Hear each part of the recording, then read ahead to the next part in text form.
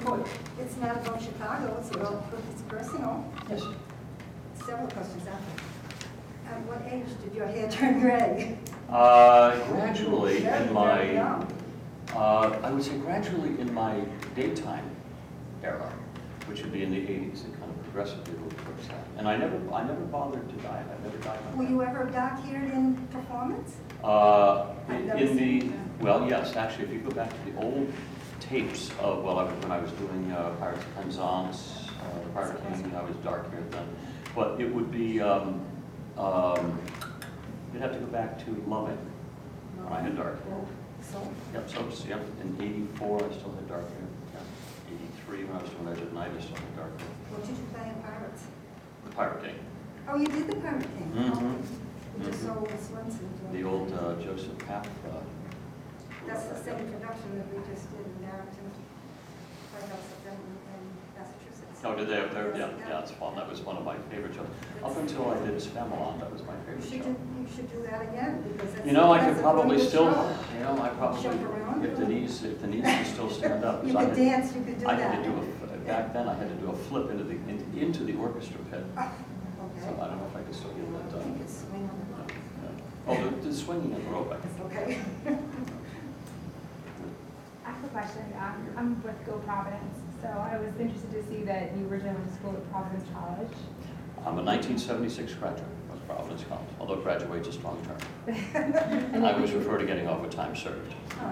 So you spent time here, and then I noticed you got your doctorates back. I got, yes, I have the doctorate, the honorary doctorate, which went along with the honorary bachelor degree that they gave me. But I am very close to Providence. I'm still on the board of trustees there. It's on my alma mater. Yeah, oh, is that right? For you Yeah. as well? What year? I graduated in '03. Oh, 03. Okay, good year. In 1906, I did the commencement. Wow. I'm sorry, 2000. 1906, yeah. Now, are you on tour with this full tour, or did you come back just to do the Providence? No, I have the full tour, but I pick kind of the cities. I check off the cities that I want to do because I can't do every city.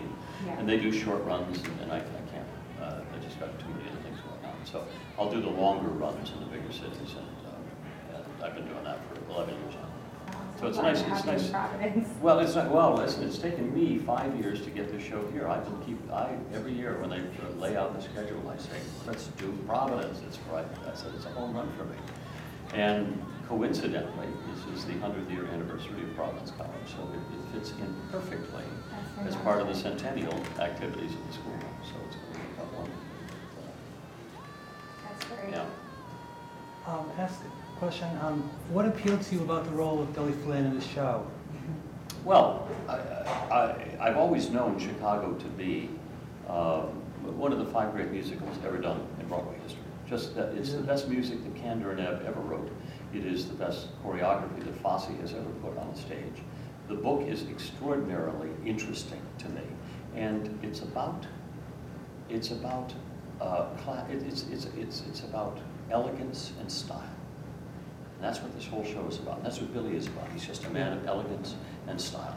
He's not perhaps the best lawyer in the world, but he is the one who thinks quickest on his feet. Yeah. And so he can scramble, or as he says, razzle-dazzle. That's all it is. That's all it is. It's just, they'll never, how can they spot you at a hotel? Yeah, you're right. You know what I mean? If you just razzle-dazzle. And you think of some of his, when you look through the book and the logical arguments that he makes, I mean, they're just not logical. But that doesn't matter. He believes them, and he makes you believe them. Right. So, as I said, he's not the best lawyer, but he's the best on his feet. And I love that style of him. I mean, the tuxedo, and I mean, I feel like I feel a little bit like the maitre d' at Fleming's Steakhouse. But I love going to work every night in a tuxedo, and I love the fact that I've got 12 women in lingerie. So it's like you go, what do you worry? This is not a bad place to work. Yeah. No. Yeah. It is, but for me, it's just recreating this role. It's just every night I just enjoy doing it, and I've done it over 1,500 times. And people say, how can you do a role for that long? And my simple answer to that is every night before I go on stage, whether it's here in Chicago, or whether I'm doing a game show, or whether I'm doing Seinfeld, or whatever I'm doing, or my one-man show now, it doesn't matter. Before I go on stage, I bow my head and I say one prayer. And it is, I say, God, let me be surprised. And that's it. And that's all I need, because that allows me to relax. And it allows me to wait for an unexpected surprise every night. Every night I've said that, I've had that surprise happen to me. So to say that the role of Billy Flynn is 1,500 times richer than when I started isn't an actual accurate statement, because it is. I've found a different surprise every night, something that deepens the role in me. And they'll continue as long as I do the role, because, you know, surprises are infinite. Yeah. And I know what I'm going to say when I go on stage, but until it happens, I don't know why I'm going to say it. So I'm always there for the authentic moment, and that's what that prayer gets me through. Thank you. Thank you. What was the transition like from you were in television and then went to stage, or did you do stage before television? I started off, I mean, professionally, I started off in theater. And when I went to New York, all of my aspirations really weren't television. It was unknown to me. I really had no, it's a different medium, and film even beyond that. But my earlier jobs were all in the theater. And I like the theater. I find a great deal of comfort in theater. I enjoy television, and I like everything about television. I mean, it's, you can do something that goes worldwide.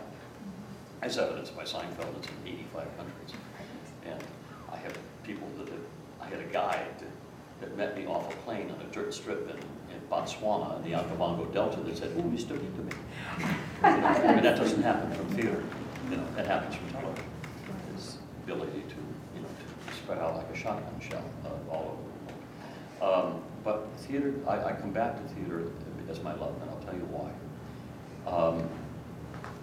It has a beginning, it has a middle, and it has an end. So that you take a character over an arc of an entire evening, 2.5 hours, and you start at a point of innocence, and you end up at a point of hopefully reflection and a point to establish. And I like that. That's a good feeling to me. Television doesn't do that. Television and film are editors' mediums. Let's get all of this stuff into a can, and take that shot from this way, and let's do the back, your close-ups, okay, let's do over the head shots, let's get all of this stuff, just pick it all up and drop it on the editor's desk, and the editor goes through all that stuff and makes a scene out of it. I don't know what take, I'm not part of the takes that they chose, I'm not part, it's an editor's meeting. So you do your work and you go home, and you only did 2 pages that day. Or you did, or you did the whole show, but you did it from so many different angles, you have no sense of the wholeness of it.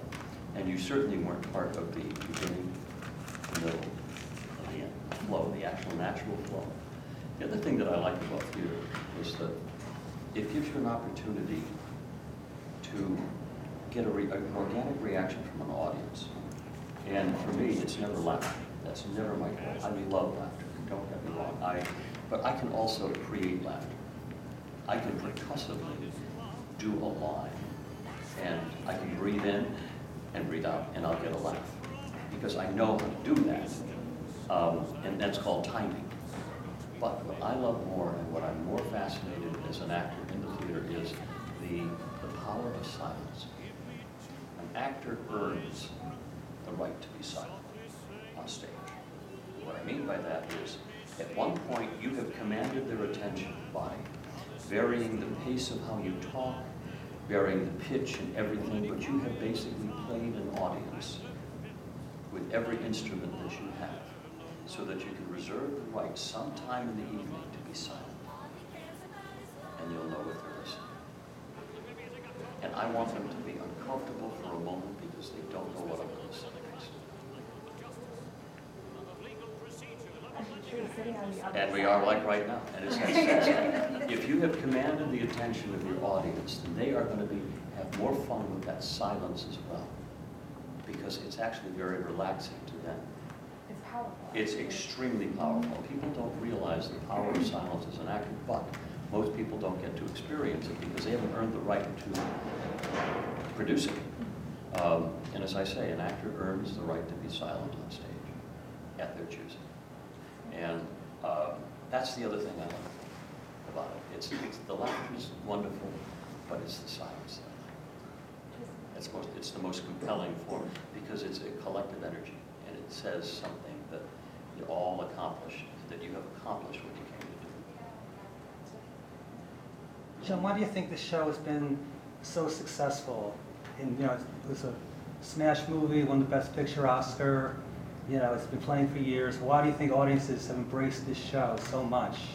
It deals with a subject matter that is contemporary, which is that if celebrities are held to a different standard of behavior than just people in normal lives. So there is that fascination of the pop culture and that whole notion of celebrity. And at the same time, it's wrapped in a way, as I say, the best music, the best choreography, and it's just told in a wonderful story and presented in almost a skit fashion. You're watching little skits, so that my mind, it takes a very smart audience to see Chicago and put it all together to get the nuances that are going on. Because it is, we don't have a helicopter landing in the middle of a show. Yeah. We're not showing it all to you. We're suggesting it, and you're connecting the dots. So it's a little bit like watching somebody just put dots on black and white dots on canvas, because that's all it is. Everything's all black, and you're on a black stage. And it's all about lighting and movement, and then these characters moving in and out of the skits one into another, and it's always this, but what it does is it gives it a jazz feel to it. The whole thing has a jazz beat to it. Yeah. The whole thing, whether you're talking, whether you're singing, it has a jazz beat, because the band almost never stops playing. So there's always that tempo. So I think these are all compelling things that makes an audience go, wow, what a smart show. And I feel smarter for having watched the show. It's not like they had to put everything together for me. I was going to get that. And you'd be surprised. Audiences pick up every little nuance of the show. On tour. Yeah, that's Not on right. Broadway. On tour. Thank you.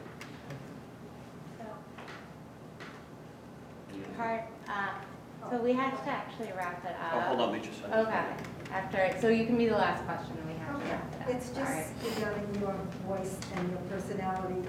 I can see now that you speak like a normal person, but in most performances and characters that you are, you're pompous, or you're very British, you have that. Do you find it difficult to go from one to the other, or do you No, find they're yourself choices. speaking They're that choices. way? I learned a long time ago when I was studying opera how to use my voice. Oh, you did So I can do anything I want with my voice, whether I'm singing or whether I'm speaking. It's the same instrument. It just, when I'm singing, I sustain tone longer. That's all it Do is. you forget sometimes and speak? No, you don't. It's not. No, everything is a choice that I do, and it should be, because it's like, what instrument, what arrow do I take out of my quiver and put across the bow? J. Peterman happened to be very pompous and arrogant, and it made sense that he had this kind of stentorian, legend in his own mind, mock adventurer kind of feel to him, and that whole sense. It made sense that he would speak that way. And there are other characters like in Spamalot, King Arthur certainly has a British accent, but he's basically J. Peterman 1,000 years removed. Yeah. So it's the same lunacy. SpongeBob? Yeah, but SpongeBob, but then I play these very stentorian characters. It's like all the animation characters that I do always have this kind of elegance. And as I say, I've cornered the market on arrogance and pompous. But it isn't. It's just, and then obviously when I speak as myself, I don't have to, as my son knows me as Daddy. Actually, my son knows me as John. Oh, wait, tell us. John is the actor. Oh. I did Beethoven's Great Revenge, or Beethoven Saves Christmas was the last movie that they did, and I did it up in Winnipeg. Sent home the DVD of it, and I wasn't there. I think it was in New York doing the show. But anyway, my wife and my 10-year-old son are watching Beethoven's Christmas Adventure at our home and watching it on the screen in the media room there, and they're watching it. And my son doesn't know what he's watching or why we're watching it. And all of a sudden, I show up on the screen, and she turns to my wife and says, "Oh, Mommy, look, it's John." Not Daddy, it's John. So it's like in that moment, John is the actor, and Daddy is the guy that talks to me like this. Thank you very much. Thanks, John. You're Welcome great. to Providence. Yeah, welcome. Yeah, that's what I feel. Welcome back. I feel great. Thank you. Thank Too you, many stories. everyone. Too many stories of misspent youth. It wasn't misspent because it was productive.